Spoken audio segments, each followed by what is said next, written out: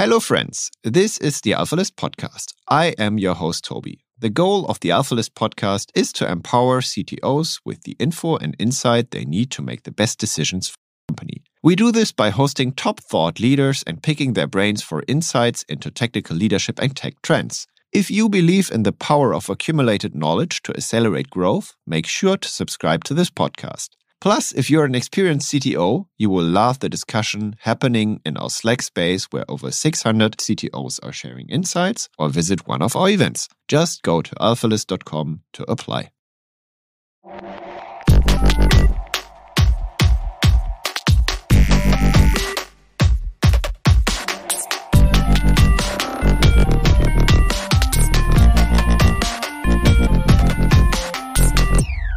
Welcome to the AlphaList podcast. I am your host, Toby. And today I have a very special guest to talk about building better software, which is a great topic. The guy in front of me here is Tuomas Artman, and he's the CTO and founder of Linear. Whoever don't know Linear must have slept the last years somewhere. But it is a competitor of various product management tools and tech, let's say. A very famous one. And Linear is special because they just started a few years ago, and then they absolutely nailed it in funding. So they raised like 50 million from very, very well-known angels and VCs such as Sequoia or Index Ventures. And they are all Finnish, so European founders, and very focused on the details and the nitty-gritty things of handcrafting very good software. So Tuomas, did I introduce you properly? Oh yeah, thanks so much for the introduction. Like I think it was a proper introduction. That's literally in a box what we try to do. Okay, good. So we talk about Linear later, and first talk about yourself. How did you get where you are? Like what is your nerd path? Let's start with that. Like how did you get into computing, and why are you doing that? Why are you fascinated by machines? Why do you actually build better software? I mean, it's a pretty long story. I think like I've been in the industry now almost for 30 years, as sort of a professional, but it started before that. Like it started when, my father bought me a Commodore 64, back in 86, I think. And literally when I saw that box, I was fascinated. And from there on out, like I didn't sort of realize that I want to be a programmer, the moment I saw it. But I wanted to use it. I wanted to be involved somehow in computers. I obviously, did what you usually do, play games, on your Commodore 64. Then I got an Amiga, played some more games on that. And then it became so interesting to sort of, figure out how to make games myself. And that sort of was my path into, first a bit of design, and then into programming and engineering, per se. So it started with games. And I've done a few games, in my professional career as well. And it's something that, still sort of interests me. But that was where I started off at. And when I, got out of high school, I went to study. I studied for a week, computer sciences. And then I got a job. And I realized that, that was 96. In 96, like the computer studies that you got weren't really great. Like, they were teaching Pascal. And I was like, why should I learn Pascal when there's Java and when there's, JavaScript wasn't around, but, all the other things like C++ and stuff like that. So, I sort of realized that, working is probably a better school at that point in time than going through computer sciences. So I took a few courses here and there that were interesting, but otherwise I've learned by just, creating things. And I've been in the sort of, consulting industry for way too long. That's maybe one of my regrets that I have in life. I spent altogether like 15 years consulting, 9 years with my own company. But it took me like, ages to understand that that's not really what I want to do. Like I want to build something, either of my own, like something that I own, that I created, or something where I could sort of, just work a long time on. Like consulting always was about like 3 month projects that you would, finish, throw the fence, and then, move on to the next one. And at some point, I longed to sort of really make an impact in working on one thing for a longer period of time. So I did a few startups in Finland, moved to China for a year, did games and animations and toys for the local market there, which was interesting culture-wise. Professionally, maybe not so much. In 2010, I think that was. And then I got the opportunity to move to Silicon Valley to join Groupon. Thankfully, not on the coupon business, but I was working on a point of sale application for high-end restaurants. So they had sort of iPads installed in a restaurant, and you needed to take sort of orders and swipe credit cards and send those orders to the kitchen and have some sort of synchronization engine between those point of sale applications.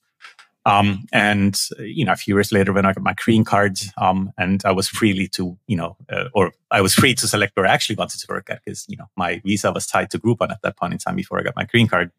Then I switched over to Uber and spent 5 years doing mobile engineering and figuring out how to scale mobile engineering at Uber, which was a wild ride. When I joined, I think we were 15 mobile engineers. When I left, we were 400. So it was a pretty interesting and challenging time. Like lots of learnings. Went through hypergrowth. Know that I never want to go through hypergrowth again. And that's sort of what we try now to do with Linear. Like hypergrow, obviously the business, but sort of not headcount. 5-6 years ago, we started talking about project management and issue tracking with Kari and Jory, my other co-founders. And here we are.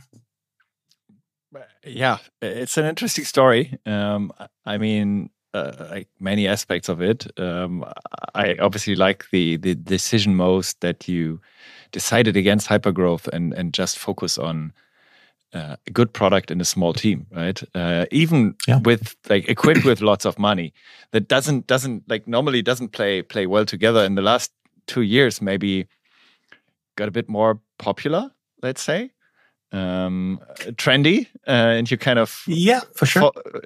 We're leading the trend, right? I don't think we sort of stumbled into this. Like I don't want to make us look like people who sort of really understood what's going to happen with the visa industry and with startups in general. But the way we started the company, like we immediately realized that we're not building anything novel, anything new. Like we're competing in an existing market, and a market that has existed for 25 years at that point. Project management solutions were all over, and there's hundreds of them. So we did understand that our way of winning was to create a much better version of a project management tool, and that's what we set out to do.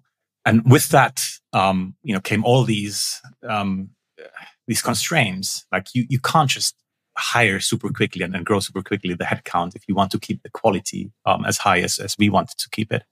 Like you need to be super diligent in hiring and really make sure that you get like-minded people who sort of love the craft of software and want to create something beautiful. Even though we're working in project management, we still wanted to create a beautiful piece of software that would sort of, we didn't dare to think that it would sort of set some sort of standards in how people would sort of, design their application in the future. But, the hope was always there. And I think we've somewhat achieved that now. Like you're a good example of sort of a well-working web application today, which is awesome, which is, literally what we wanted to do. We wanted to build something that is much better, not only from sort of a product standpoint, but also from a design and UX standpoint. And therefore we didn't grow as quickly. And that's probably also the sort of biggest reason why we still have, so much money left in the bank, and why we turned profitable so early as we did. I think we've been profitable now for 4 years. And that was sort of way beyond, the downturn in VC money when money got scarce. And now everybody is sort of, looking for companies that are profitable, and all the VCs sell their, investments that, they need a path of, or at least told. Like now it's probably changing again. Like, who will know what happens a year from now? But at least in the past few years, VCs have told their companies to figure out a way to get profitable. Because money's not easy. You better think of rule of 60 instead of rule of 40, right? That's it. Interestingly, this race for quality. like I was thinking about it. Like yesterday at lunch, I was meeting a friend who built a translation tool and sent it to sold it to some private equity fund. And he basically said that like in his industry, which is also a very boring industry, right? Like translation tools, this race for quality is kind of a cycle, like which is like an endless loop. You basically build something, then you get acquired. Like you build something with having like a great software tool in mind, then you get acquired, then your good idea gets shred down by some fund that needs to sell you again. And then 10 years later, another team starts with the same ambition and the good thing in mind, and then gets acquired again. Would you agree that this could be true? Yeah, I mean, you could break the cycle by not getting acquired and just continuing. And I think that's like, one of the reasons why we sort of, went initially with Sequoia was because they believe in building sort of long-lasting companies that sort of are around in 10, 20, 30 years from now. And even on their roadmap, like, when they pitch you, they will tell you like, where are they going to help you? And one of those points is like, getting rid of those pesky, offers of getting acquired and helping you not get acquired, but sort of build something long lasting. But I think you're on a point there. Like, I think we were going around in cycles, and you can see that on a much smaller scale. Even like if you look at, a good example would be Zoom. Like 5 years ago, 6 years ago, I think when Zoom came out, it was the best tool around for video conferencing because one thing, like they had just awesome video quality and audio quality as well on even sort of low bandwidth connections. And that's what was needed to sort of, get to the market. And now if you, talk about Zoom, like I don't think there's too many happy Zoom users out there. No. People are waiting for the next thing to come around and, make things better because, that wasn't enough. Like you then needed to sort of, build all these, in my mind, awkward tools around, Zoom to make it viable for the enterprise. And that has sort of degraded the user experience and made it, a far worse application than it was 5 years ago because it just got too complex, and the use case for at least us is sort of gone. Like it's just in, let's talk to each other and that's it. Like I don't need all the apps that are coming with it. Yeah. I mean, you could also just look at your direct competition, right? I mean, Jira was a tool that I know back in the days when I installed it on some server. It was kind of a great tool. Then it became shabbier and shabbier and shabbier. And all of a sudden they acquired Greenhopper and it was like, okay again. Right. And then they built so much around it that it's really hard to keep track of and really hard to find the good pieces of it, which most likely are still there, right? Well, that's the reason why you started the company, I guess. Hey. And there are other examples as well, like Basecamp, right? Basecamp started as a great application and I don't know. It is profitable, and most likely they are more milking it or whatever. But it is how it is. Yeah, I mean, for sure that was one of the reasons why we founded Linear. Like the thing that we understood, like when we were working ourselves in these big companies, like I was at Uber. Kari was at Airbnb and Jory was at Coinbase, and all of them use project management software, one or another.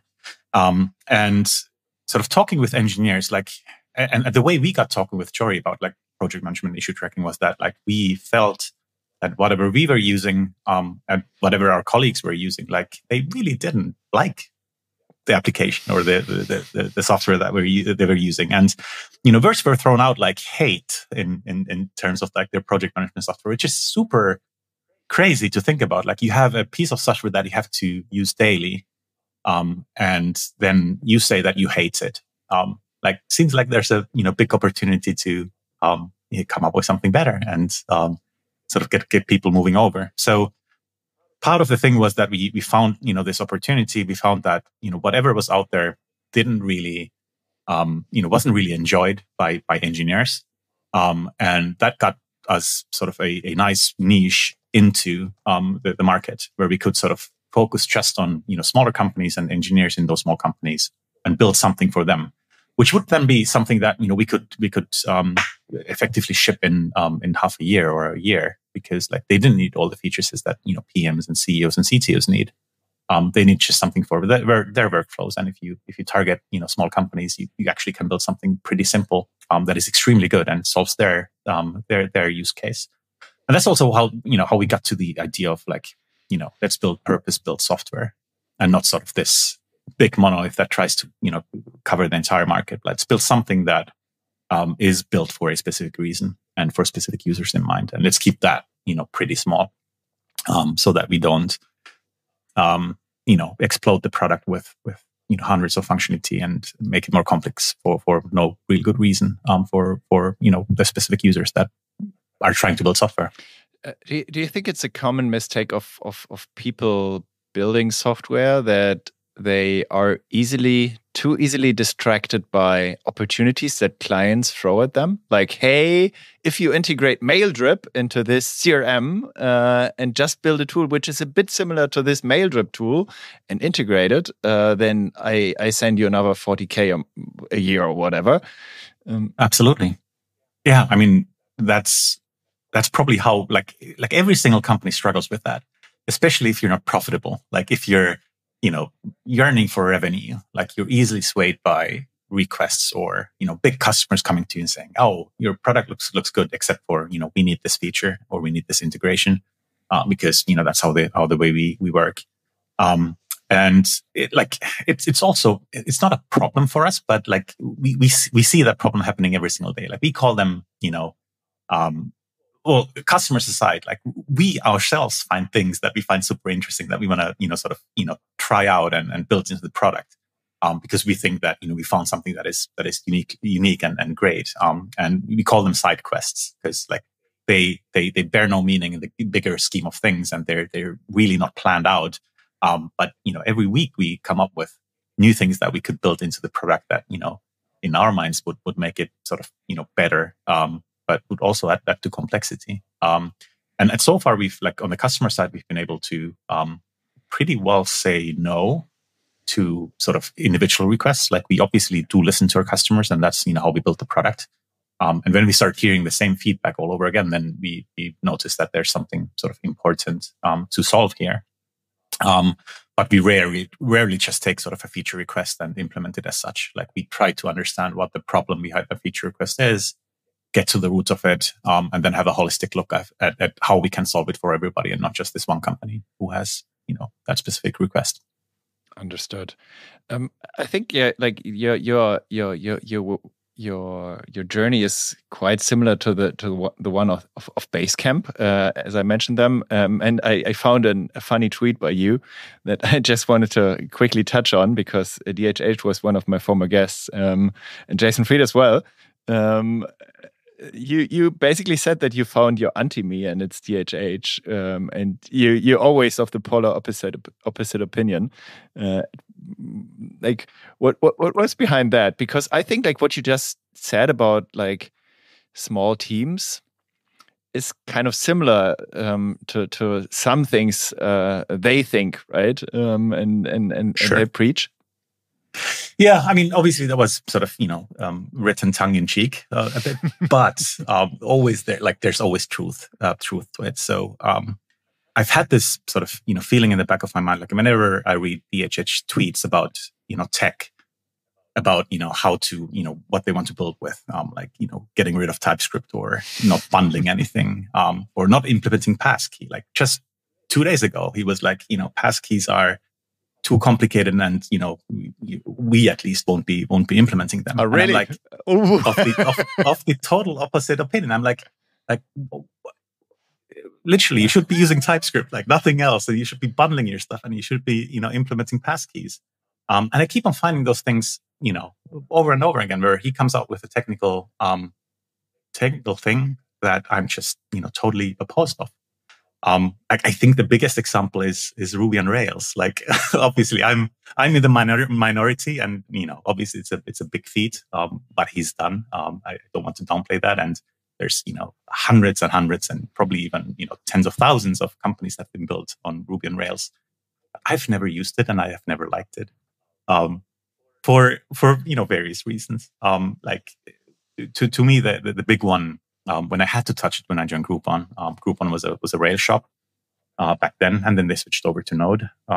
But they had a big monolithic API and application on Rails, and everybody had to go through a bootcamp to learn Ruby and Rails.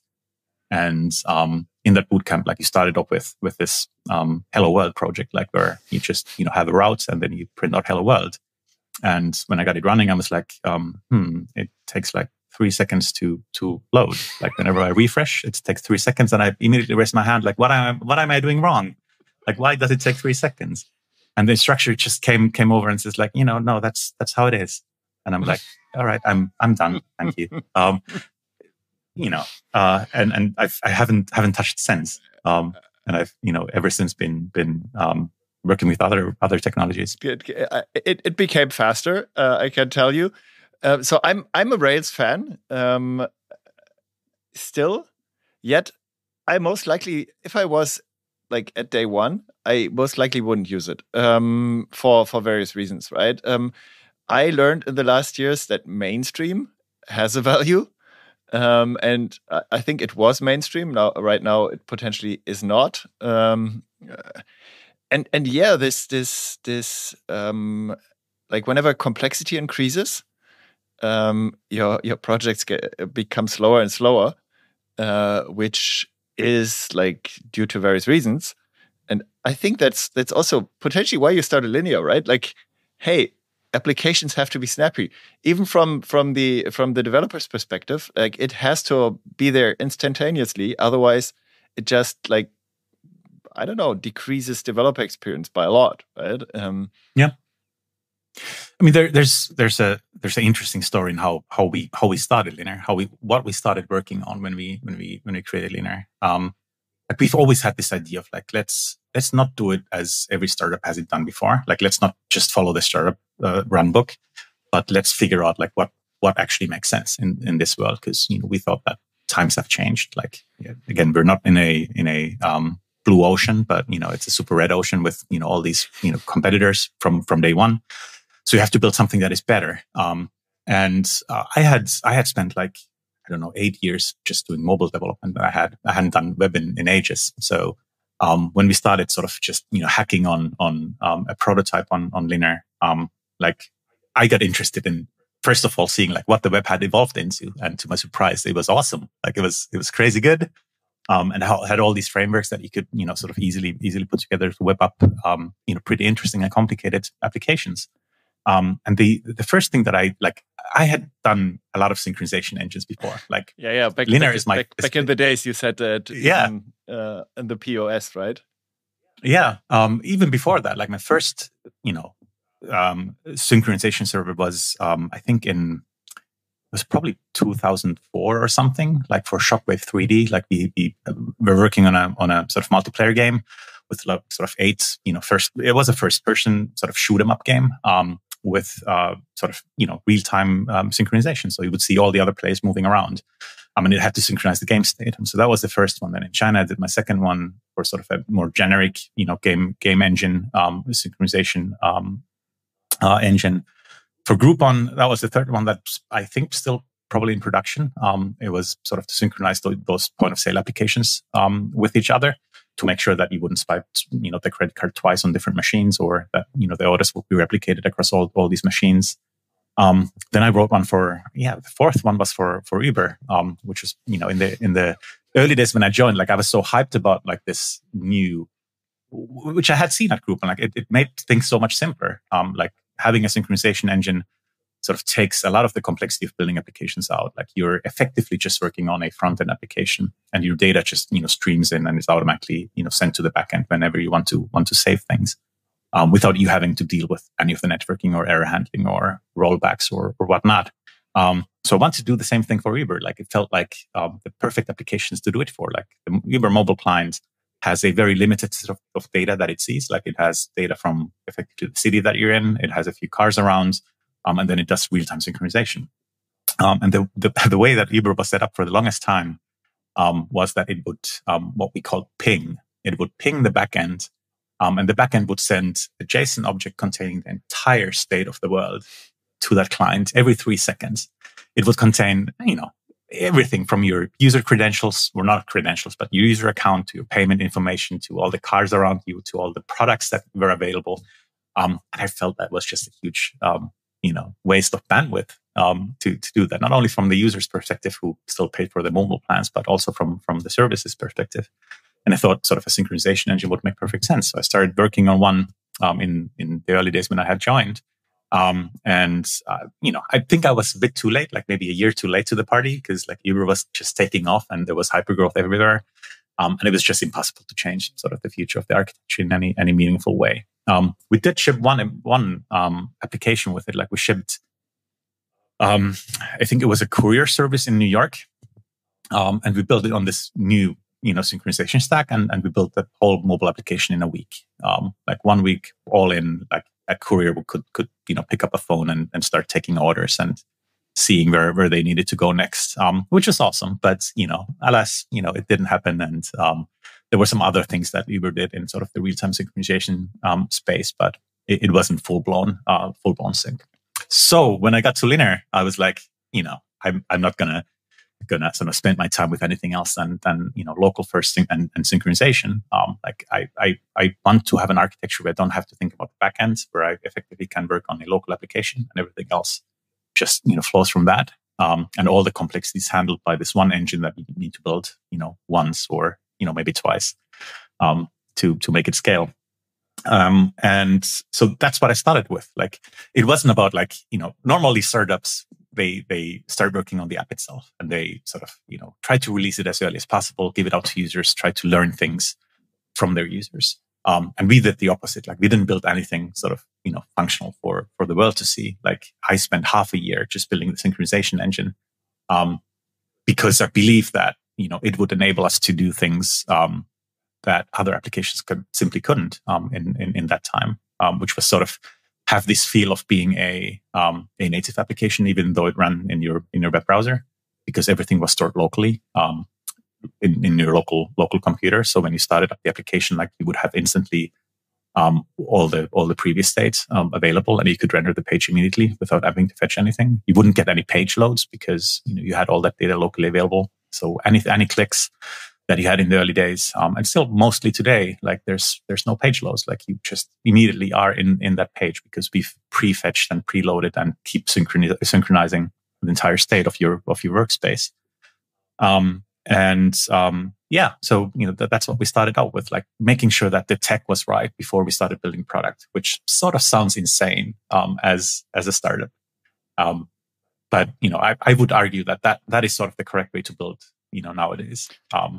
Figma is a good example, like, not shipping anything for 4 years and just building out this awesome engine that, they then use to build a product upon.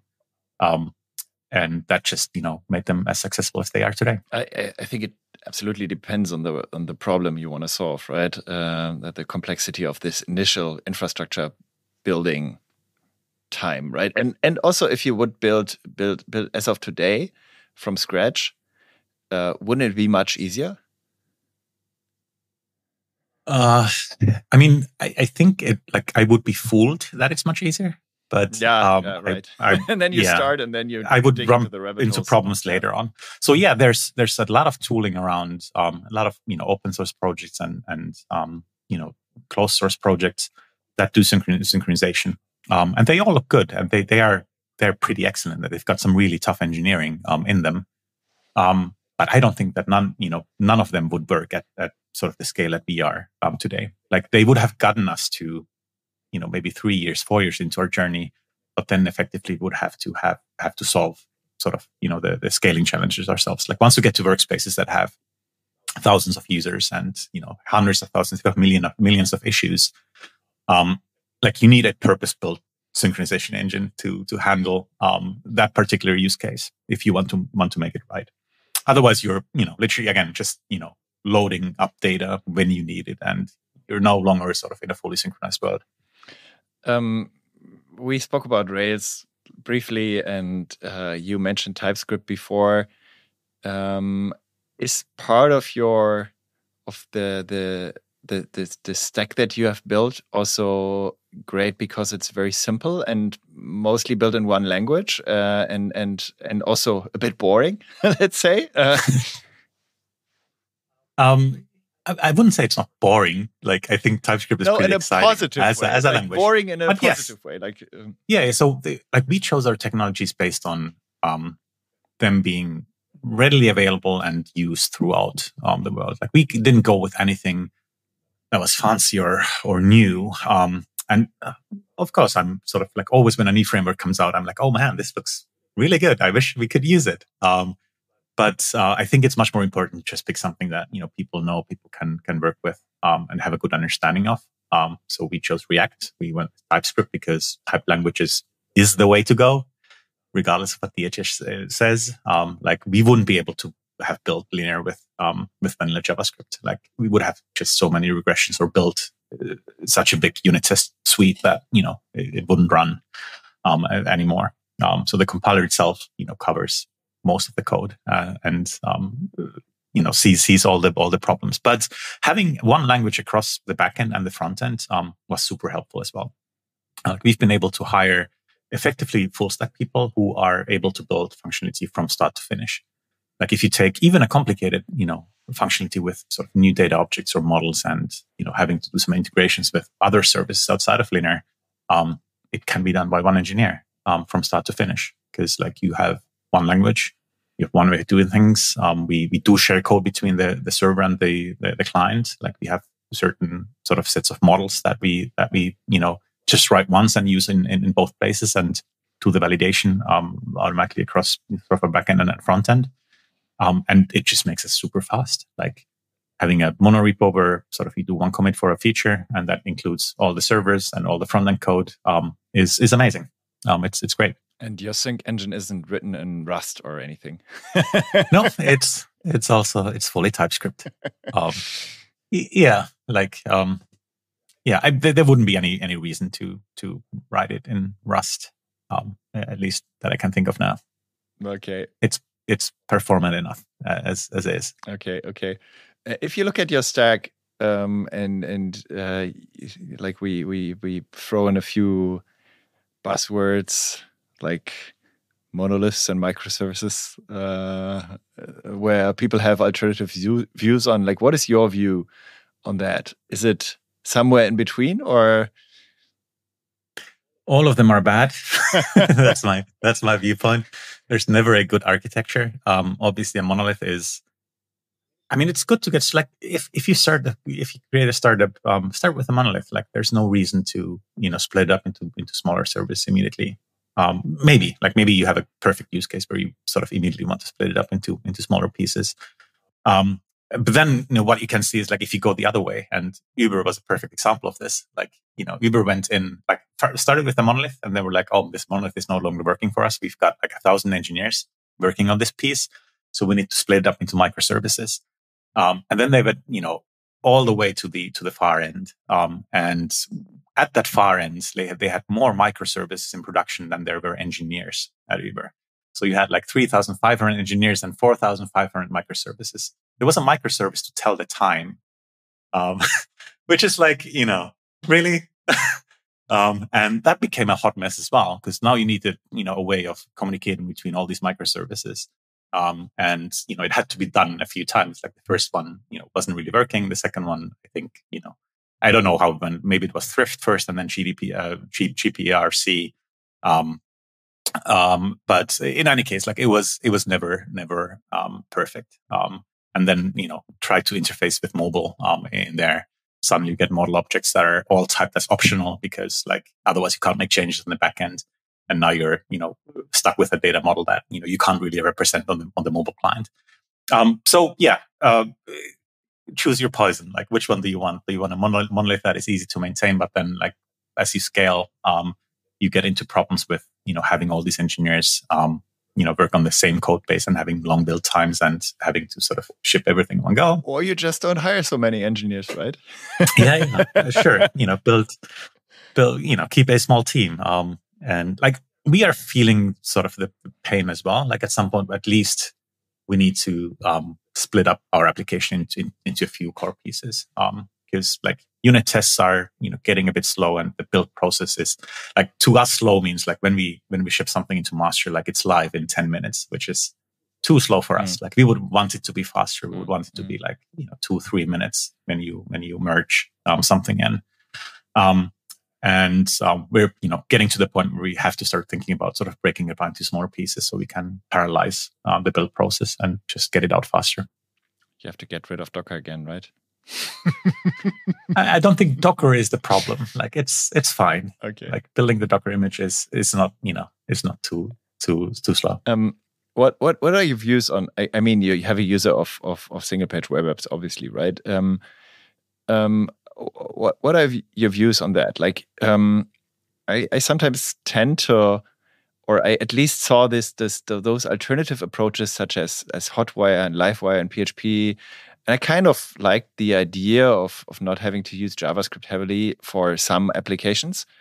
It obviously didn't like make it to like the real hot shit list, right? It's still like SVP, single page web apps, and what the big tech is telling us. Like, do you think that many people misinterpret what big tech tells us, or like takes it for granted and then jumps on stuff like, I don't know, Kubernetes? Like, do you need Kubernetes, or do you just start with yes, you do. DO apps? Like, what's your view on that? Like, are we too blinded by that? I actually don't know. Like, I can only speak for myself. I don't think I'm blinded anymore.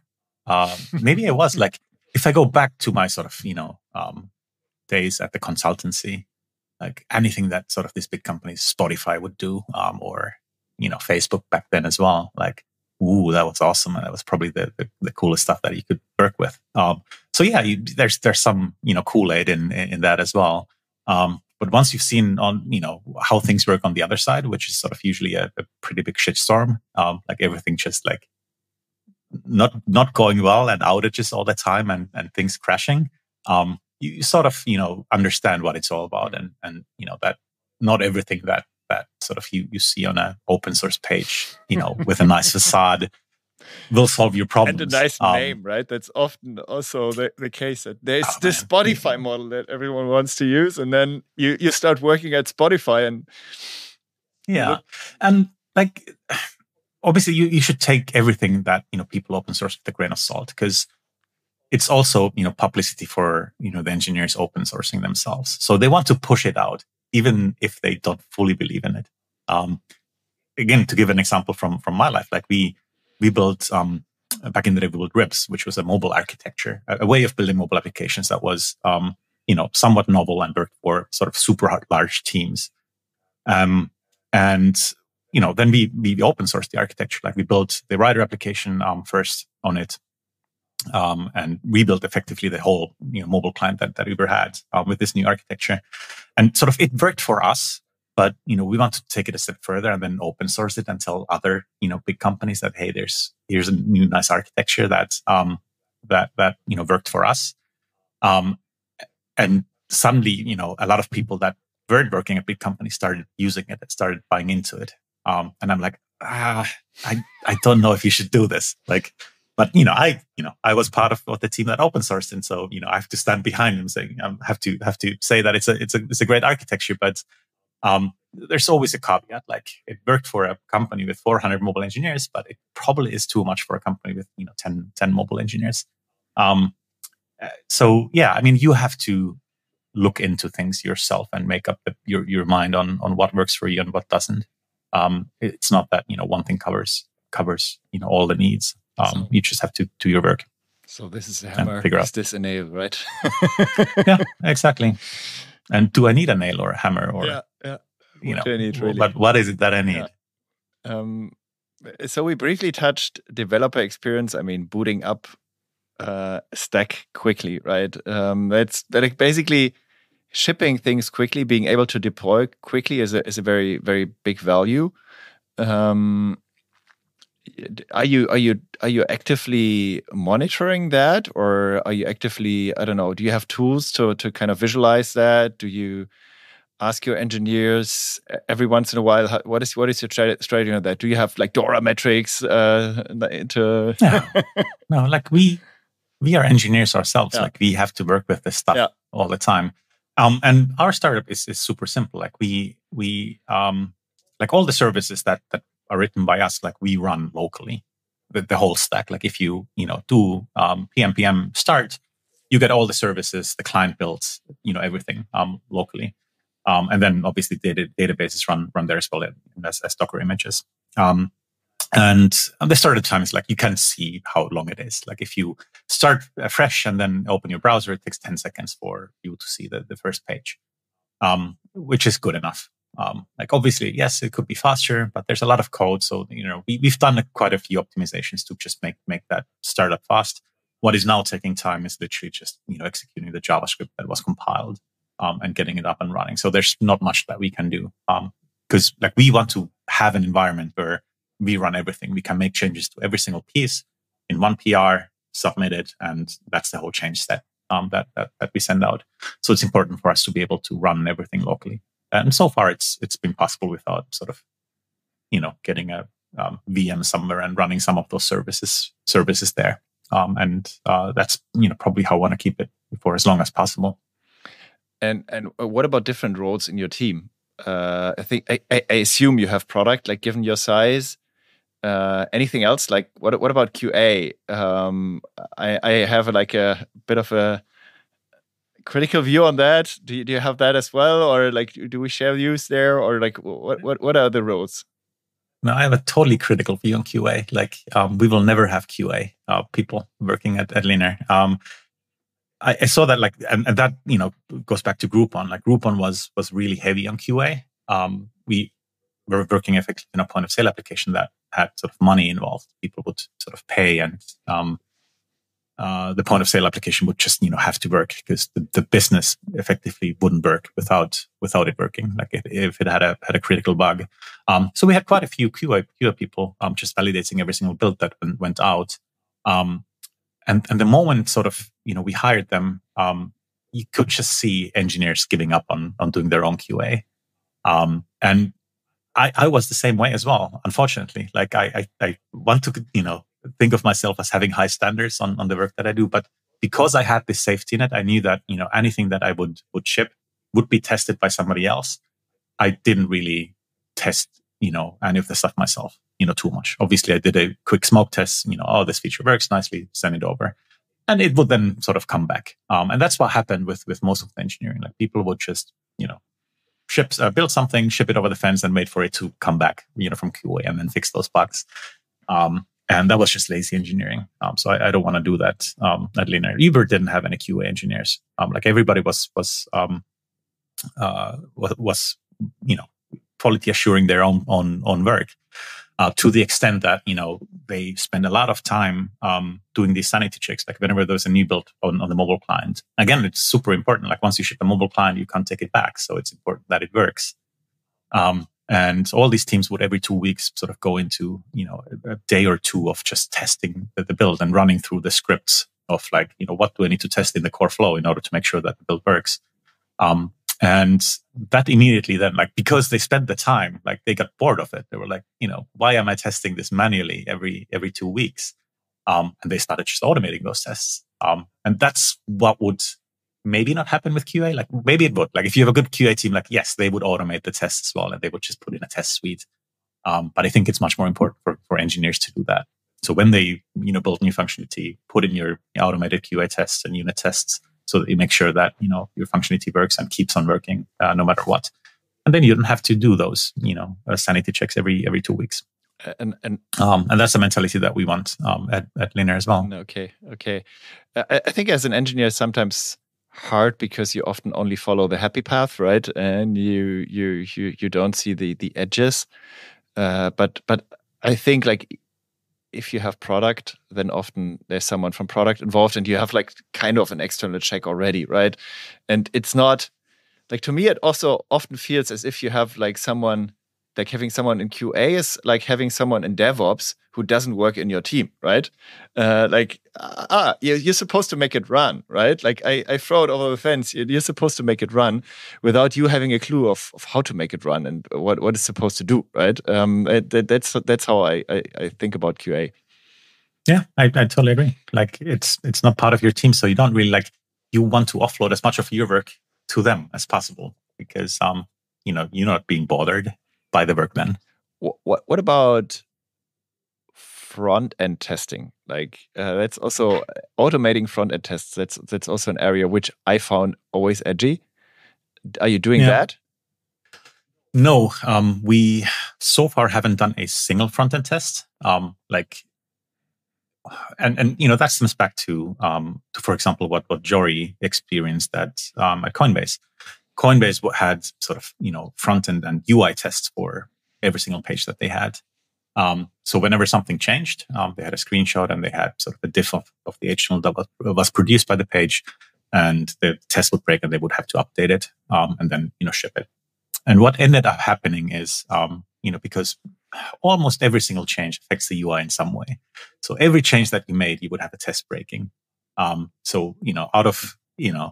Because it happened every single time, like you would simply just update the test and commit them with the thing, and you wouldn't really even look at those screenshots that the automated testing did because you expect it to change. So it was deemed to be just absolutely useless and just a time sink that didn't really help catch any problems because they were automatically committed and nobody looked at them because they were expected to change all the time. So that's why we just said we're not going to do them. Let's see if we break the application so many times. Like when we find that there's many regressions that we do that we break the same thing all over again, maybe then we'll come back and be like, well, could a UI test or a integration test have figured this out and have saved us from shipping a regression? But so far it hasn't happened too many times, so there's still no integration test or unit tests in the app. Great. I really like that direction. If I would start from scratch, I think I would do a similar, just one stack, keep it simple, keep it type safe, right?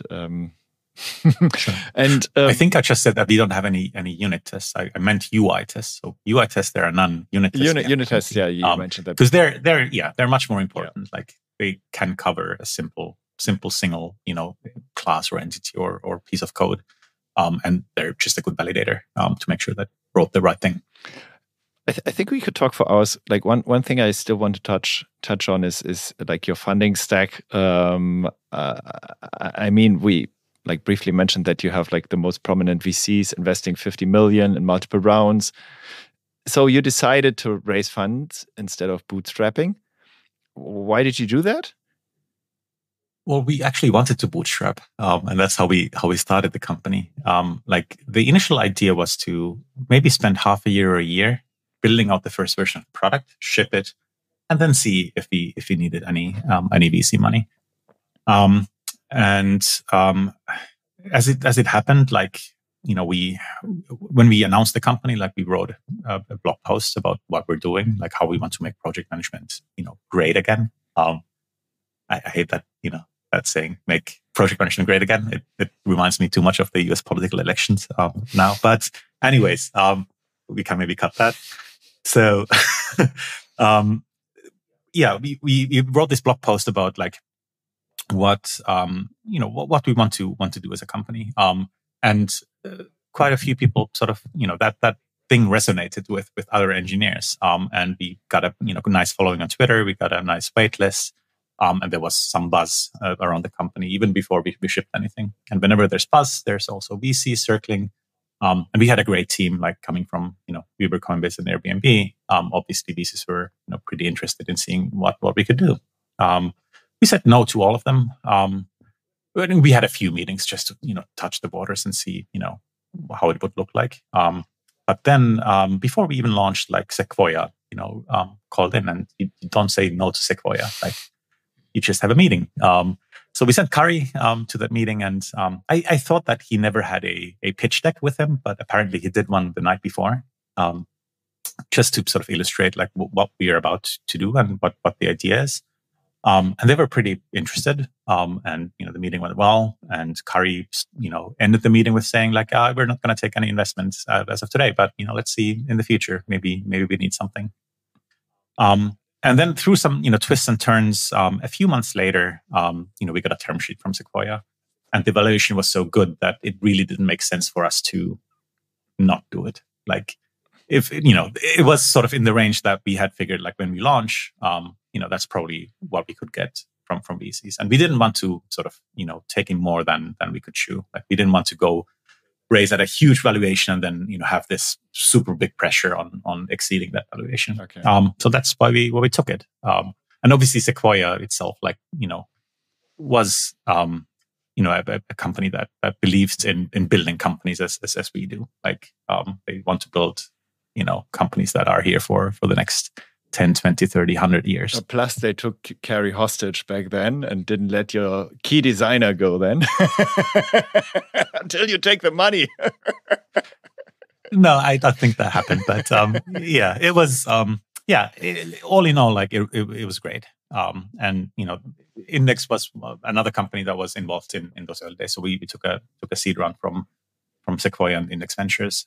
Cool. And then, not bad. Yeah. And now, I don't know, did you buy a Ferrari or something with the money? Or what do you do with the money? If you only have 60 people, you're profitable and you don't need the money. You don't do marketing. Like, what do you do with money? The money sits in the bank, or not in the bank, but in sort of, mutual funds, monetary mutual funds, sort of getting a nice increase every month. It's waiting for us to find use for it. It could come through, for example, acquisitions, or if you find a good way of marketing that sort of works for us, where we have a good, return on investment, we might sort of need that money to just quickly bootstrap it and, get started and throw some money at the problem. We'll have to, like in the future, sort of, spend money to figure out like how we can reach all of the customers, not just the marquee customers. Like we're very well known in sort of Silicon Valley and all these nice startups. Like I think the latest figure was like 40% of YC companies was using us, which is great. Like we don't need to market to them anymore. Like they know that we exist, and if we're good for them, they will use us. But then there's all kinds of other smaller companies in Europe, in Asia, somewhere else that have never heard of us. That if they knew that we existed, would just quickly jump on board. So that's something that we want to try out in the future as well, and it's probably going to require a bit of capital to get that started and get that going. But your product, so we're not saying that we want to be profitable at all times. Like we are currently profitable, and we've always been for the past 4 years. But it's not sort of a thing that we want to maintain at all costs. Looking forward to the Linear TV ad then, right? And but you're still fully like PLG driven and sales led, I guess, right? Like PLG plus sales on top to kind of help the bigger customers that sign up to the product, or? Yeah, I think self-serve is still like 80% of all of our new, it might be a bit less now, 70% of all our revenue that comes in.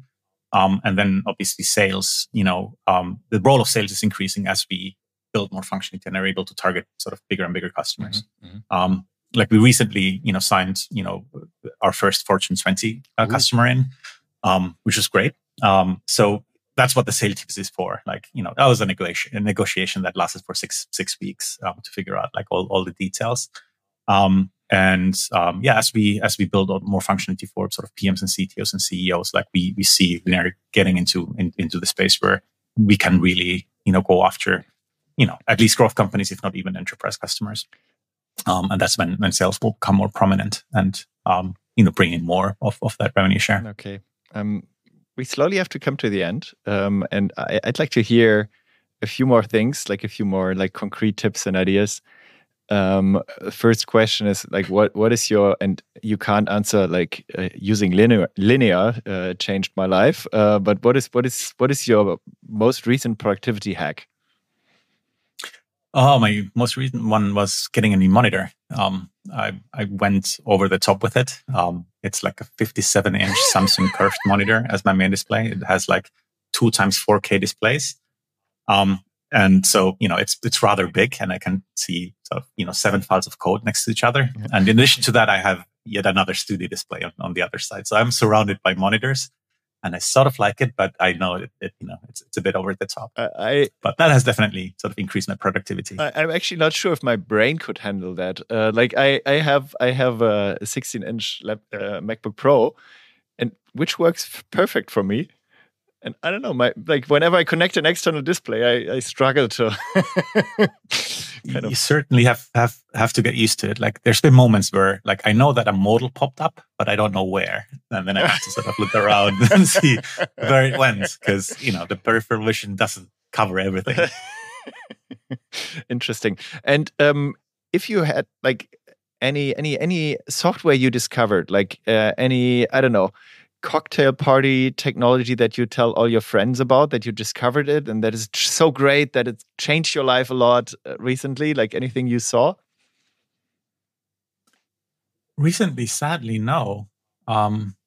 Which is unfortunate, which is also one of the reasons why we started Linear. Like, we want to make software better. We want to help companies be better at building software. I think I have to go as far back as the iPhone coming out, of having this magical moment in time where something was shipped that just instantly clicked and blew me away, and I was like, "This is it. No question about it. Anybody who says otherwise, doesn't know what they're talking about. Like, this will take over the world, or at least this concept will take over the world." And before that, it was the Mac. So I'm really a Apple fanboy. Okay. I still remember the first time, my first job in '96 was at a company doing CD-ROMs, and they had Macs, and I had never seen a Mac. So I got to one. I was like, how do I turn it on? Obviously going to the computer itself and trying to find the power button. And then somebody showed me that it's on the keyboard. Got a power button on the keyboard, just a normal button. And I pressed it, and it was magical that it opened the computer. I don't know what's so magical about it, but it was crazy nice to have a power button on the keyboard that you could toggle on your computer, on and off. So those are the big 2 things that have struck with me in terms of user experience and technology.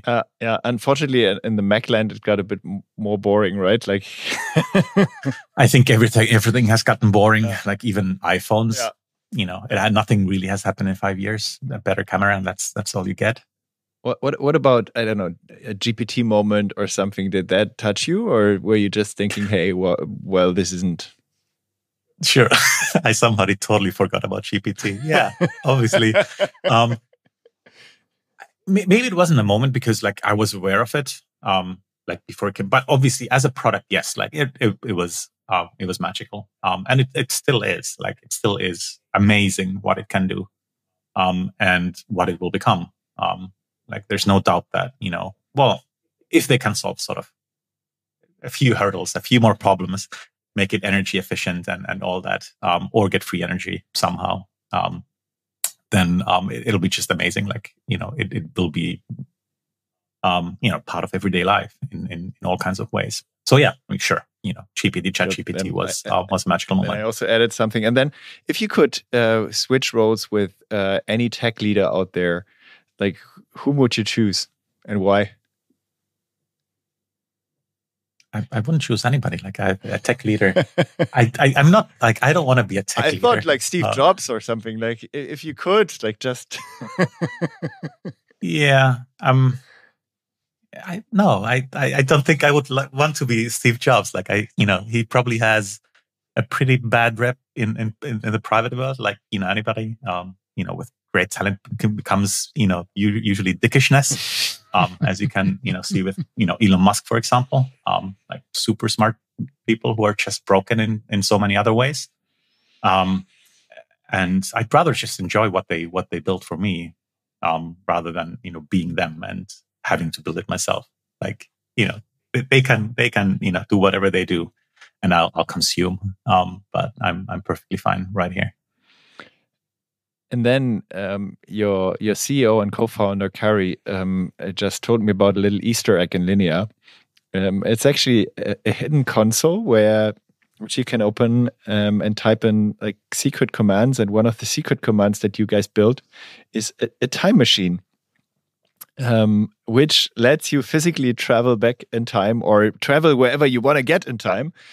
But I now want to travel with you to the year 2000 when you worked at Razorfish Helsinki, and type it into the console, and we travel back and see yourself like bit younger, working in a consulting role, enjoying the consulting life still. What would you whisper into young Tuomas's ears? I would whisper to get out and get started. Like forget about consulting and build something that actually matters and something that counts. You'll be much happier there. Cool. It's simple. So, I'd like to be an intern at Linear once in the future. So hopefully you give me the chance. Yeah, I mean, feel free to apply on the website. There's a form that you can fill out, and I'll put in a good word in for you. Okay, thanks a lot. So we're meeting then in Helsinki. I start there in your office if you have one. Oh, we're remote, so no offices. Cool. Looking forward to that. Then have a good day, and thanks for the recording. Thanks so much for having me. See you soon. Thanks. Bye. Thank you for listening to the AlphaList podcast. If you like this episode, share it with friends. I'm sure they love it too. Make sure to subscribe so you can hear deep insights into technical leadership and technology trends as they become available.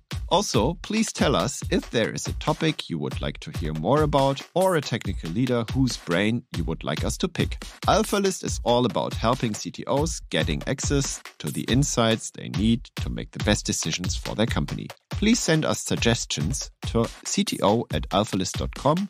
Send me a message on LinkedIn or Twitter. After all, the more knowledge we bring to CTOs, the more growth we see in tech. Or, as we say on AlphaList, accumulated knowledge to accelerate growth. See you in the next episode.